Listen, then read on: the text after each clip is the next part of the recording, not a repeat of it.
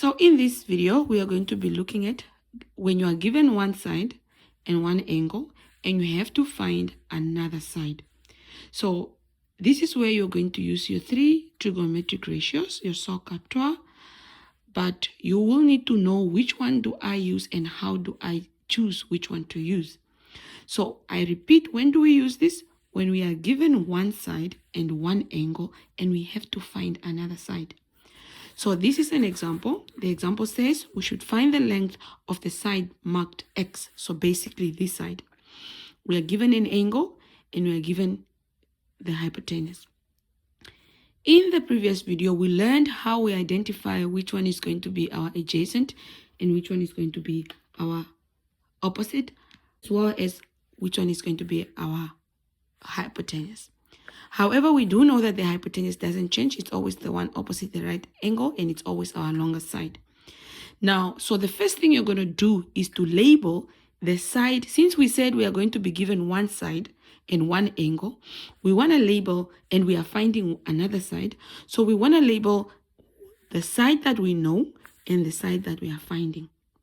We don't want to label all the three sides because that might confuse us. So to avoid that confusion, we just focus on the side that we have, which in this case is the hypotenuse. So we label that, we know the hypotenuse, and we need to find the opposite. Remember, we said this angle determines which one is you're going to be your adjacent and which one is going to be your opposite. So in this case, since the angle that we have is this one, and we are finding that side, we are going to say that this side will be our opposite. So now, how do we use this information? So we're going to go to our three ratios and look at which ratio involves, and we're taking the first letters of each of these. So it's opposite, so we're taking the O and the H. So we come here and look for which one has an O and H. It's this one. So we take note that we are going to be using that ratio. Now, how do we use it? It's not enough to just know I'm going to use SOH. I need to know that this stands for sine theta is equal to opposite. The second letter is always representing your numerator over the hypotenuse. Now, I have to now substitute what I know or the information in this formula with the information given in the triangle. So the theta in this case is the 60. So it's sine 60 is equal to the opposite. I can see that the opposite is x. So I'm going to say it's x over the hypotenuse, which is 10, right? So then I need to solve for x, would be to make this over 1. Then I have 1 fraction equal to 1 fraction. And usually when I have that, I cross multiply. And I want to multiply the one with x first because I'm solving for x. So I want it to be my subject of a formula. So I want it to be first. So I'm going to say x times 1 is just 1x, which is just x, equal to 10 times sine 60. Then I take my calculator. I make sure that it's reset. I make sure that, okay, it was in radians, so I'm putting it back. So I make sure that there's only information that I see on this calculator. I'm not sure if you're able to see that, but I don't want too many things on my calculator. So I'm going to now come and press this. So I'm going to say it's 10 times sine 60. And then I have my answer, which gives me 5 square root of 3, which I can press here to change. And I see that I have an 8.66. That is now to 3 significant figures. Or if I wanted, or if I was instructed to give to one decimal place, I would say it's 8.7 if it's to one decimal place. Okay. So what did we do? We went and labeled the side that we know and the side that we do not know. We label them. Not do not know only, but do not know that side, but we want to find it. We also don't know this, but we don't care about it because we are not finding it and we don't know it. So we basically don't care about it. So we care about what we know and what we are finding. So we label those two only. The moment you try and label this, it's okay to label it, but it's also risky for some people because what they do is just by seeing adjacent written here, when they come here, they choose a wrong ratio just because it's there, confusing them. So to avoid that, you simply just focus on the one that you have and the one that you do not know, but you are finding it. So you label the two, and then you go and find which ratio. You copy that ratio, or you write down, not copy because you won't have it in your exam. You will need to know it. So you come and write it down. Then you write down your formula. It's easier to write down your formula and then you just do your substitution. Your theta is the 60. Your opposite is x. Your hypotenuse is 10. Then you cross multiply. So make sure you put these two especially at the correct position. Don't go make it 10 over x when it's supposed to be x. Okay, in the second example, we're still finding x. And we are given 8 centimeters. And we are given that 30. So remember the first thing we do. And you want to maybe pause the video. Try to do this first. And then you come and continue to see if you're right. So what we do is we are going to label the side that we have. Okay. The side that we, excuse that mess, the side that we have, which is the hypotenuse, and then the side that we're given, you want to ask yourself first, what is that side called again? Pause the video, respond, then you come and continue. It's going to be your adjacent. This is going to be your opposite, since it's the one opposite the angle that you're given. So this one will be your adjacent. Okay, so now I go and I'm going to go to my ratios, my 3 ratios. I'm going to write them down. So let's say it's the SOH, CAH. I already see that the adjacent and hypotenuse is in the CAH. So I'm going to use the cos theta is equal to adjacent over hypotenuse. That's what I'm going to use. So I'm going to say cos 30 is equal to my adjacent, which is x, over my hypotenuse, which is 8. And I know I make this out of 1, cross multiply, excuse the posture, if that is even right to say that.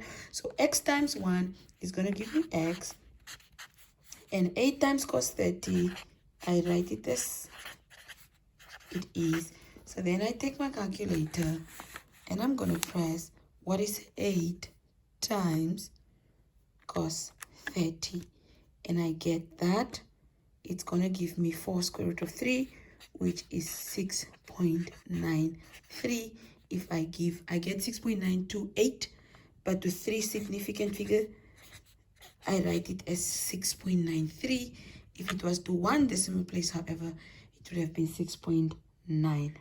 Okay, so that is basically how I'm supposed to solve it. Go through it again. I first check what is the information that I have. I have the hypotenuse. I have an angle. I want the adjacent according to that angle. So I have A and H. So I'm going to use CAH. And it means cos theta is equal to adjacent over hypotenuse. Then it means cos 30 is equal to that x, which is my adjacent, over the 8, which is my hypotenuse. Then I make it over 1 so that I can have 1 fraction equal to 1 fraction. Cross multiply. I have x times 1 is x. 8 times cos 30, I write it as is. Then 8 times cos 30, I press it on my calculator.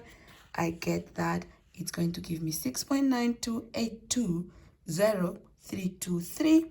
But I want to round it off to 3 significant figures, or perhaps, unless instructed otherwise, and I'm going to give it as 6.93. Okay, so that's how you basically do it. I'm going to give you one last example. Make sure you always pause the video. You try the example first, and then you come and continue to see if you are right. In the next, or in the last example of this part, we have this angle and we have this side, and we want to know what that side is going to be. Remember, the first thing you want to do is label the side that you have and the side that you want. So from this example, I'm seeing that this side will be my opposite, since it's the side opposite the angle that I'm given, or the angle that I'm given, or focus, or whatever you want to call it, but it's the angle that you have. And the side that I want is going to be my hypotenuse. So basically, if I go back to my SOH TOA, I'm going to see that I'm going to have SO.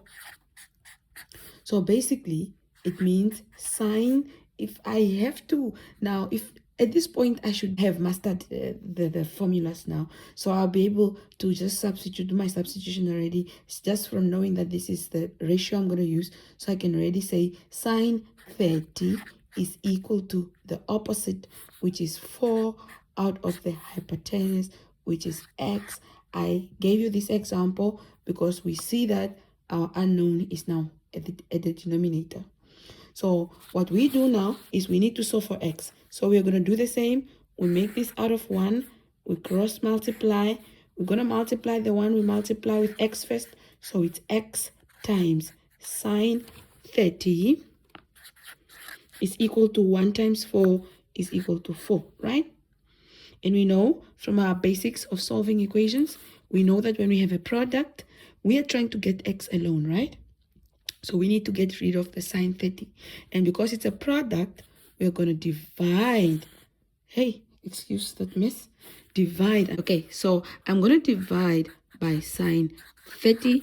And I do the same on the other side. So that when I divide sine 30 by sine 30, I'm going to have 1x. So, which is just x equal to, then I go on my calculator, I press what is 4 divided by sine 30. And I press that, I get that I have 8 centimeters. Right? What I have to be careful with here is that I do not put the x on top when I'm supposed to put it, just to make it nice or to make it look like something I'm used to. Even if your hypotenuse is what you want, it should still, actually what you're trying to look for is x, it should still be your denominator because the ratio says so it means sine 30 equal to your opposite, which was in this case 4, divided by your hypotenuse, which was in this case x. That is very important that you do your substitution correctly. Then you cross multiply. We like to just cross multiply. When we cross multiply, we just want to multiply the one with the unknown first, just for the simple fact that you will have x something first. Then you're just going to get rid of the something that is with x, since you only want to have x.